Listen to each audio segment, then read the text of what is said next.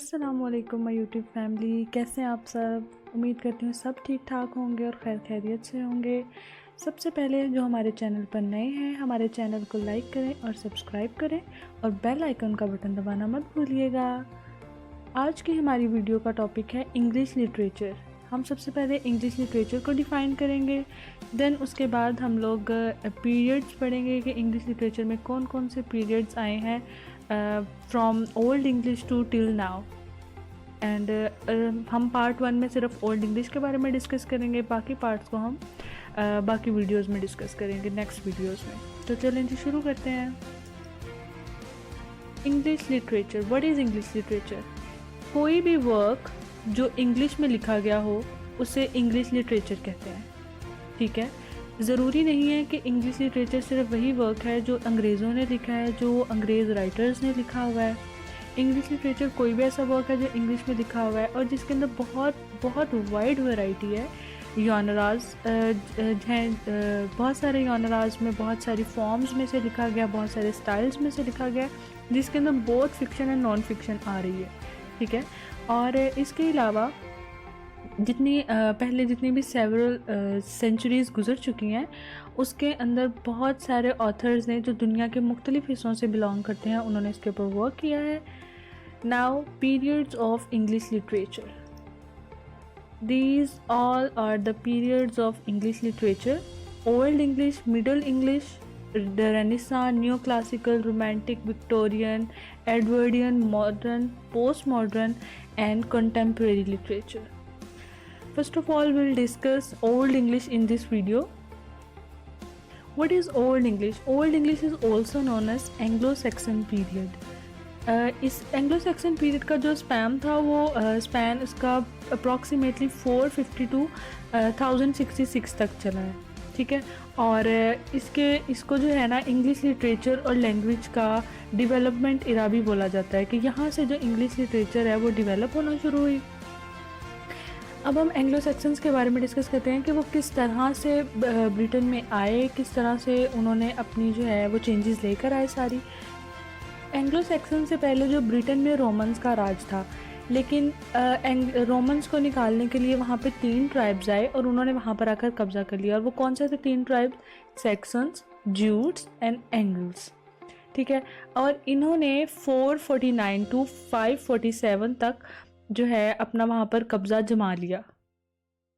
इसके अलावा 597 में सेंट ऑगस्टाइन वहाँ पर आया, जिसने वहाँ पर आकर क्रिश्चियनिटी को इंट्रोड्यूस कराया एंग्लो सेक्शंस में।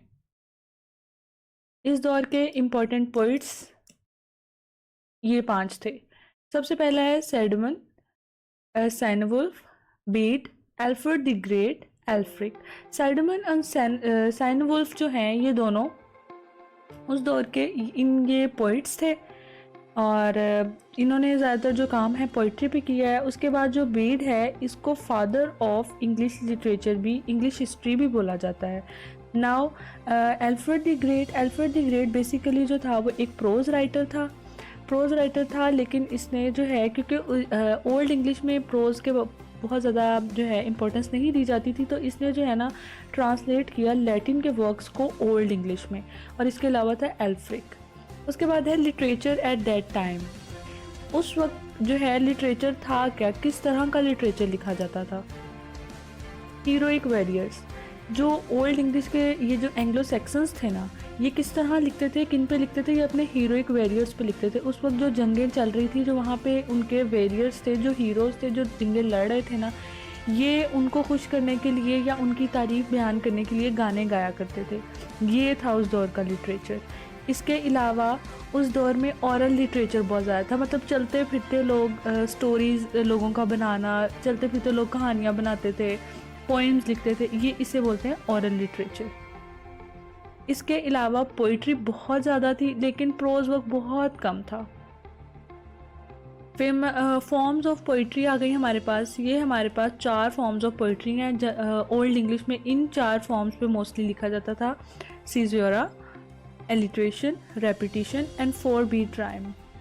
टाइप्स ऑफ पोइट्रीज हमारे पास यहाँ पर इनकी टाइप्स हैं: एपिक पोइट्री, हेगियोग्राफी, इसके अलावा है sermons, Bibles translation, legal works, chronicles, riddles. Epic poetry के बारे में आपको पता होगा। हैगियोग्राफी बोला जाता है सेंट्स की लाइफ को डिस्कस करना। सरमन्स यानी पैगाम, बुलावे, ये इसमें आ जाता है। बाइबल की translation, legal works like law, orders and chronicles को आप ले सकते हैं इतिहास में, और रिडल्स पहेलियाँ वगैरह। इम्पोर्टेंट मैन्यूस्क्रिप्ट्स थे हमारे पास यहाँ पर 4 ओल्ड इंग्लिश में, the Vercelli book, the Junius manuscript, the Exeter book, the Beowulf manuscript. उसके बाद हमारे पास आते हैं कौन से इम्पोर्टेंट वर्क्स थे। वर्क्स बहुत ज़्यादा थे, लेकिन जो बहुत ज़्यादा इम्पोर्टेंट थे ना, जो उस वक्त जहाँ पे जिन्होंने बहुत शोहरत हासिल की, बहुत मकबूलियत हासिल की लोगों के दरमियान, वो था विचिट एंड ब्यूवुल्फ। इनके अलावा जो हैं बहुत सारे और भी वर्क्स हैं, जिनमें Genesis A, Genesis B, Exodus, the seafarers, wife's laments, husband's message, Christ and Saturn, dream of the rood, battle of the Maldon, ये वर्क्स थे उस दौर के। इम्पैक्ट क्या हुआ था क्रिश्चियनिटी का?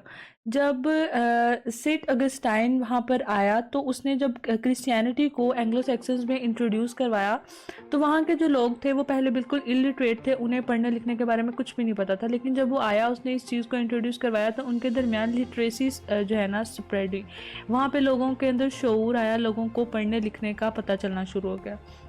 इसके अलावा उन्होंने अपनी लैंग्वेज को डेवलप किया। किस तरह? रोमन के अल्फ़ाबेट से ही उन्होंने अपनी लैंग्वेज को डेवलप किया। ये इम्पैक्ट था क्रिश्चियनिटी का ओल्ड इंग्लिश पे।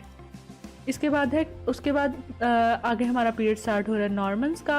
और नॉर्मन्स ने किस तरह टेक ओवर किया था, इसको हम डिटेल में तो नेक्स्ट वीडियो में डिस्कस करेंगे, लेकिन इसकी एंडिंग पे मैं आपको थोड़ा सा इसका बता देती हूँ ब्रीफ में कि उस टाइम एंग्लो सैक्सन्स का जो किंग था वो था हैरोल्ड गॉड्सविन, और वहाँ पे विलियम आया। और विलियम कौन था? विलियम नॉर्मन्स की तरफ से आया था, क्योंकि नॉर्मन्स ने कब्ज़ा करना था, और उसने आकर वहाँ पर इसको शिकस्त दी और नॉर्मन्स ने वहाँ पर कब्ज़ा कर लिया। इसलिए विलियम को विलियम द कन्क्यूरर भी कहा जाता है। बाकी के जो है एंग्लो नॉर्मन पीरियड, या आप उसको मिडल इंग्लिश भी बोल सकते हैं, वो हम नेक्स्ट पार्ट में डिस्कस करेंगे। Stay tuned for next part of this video.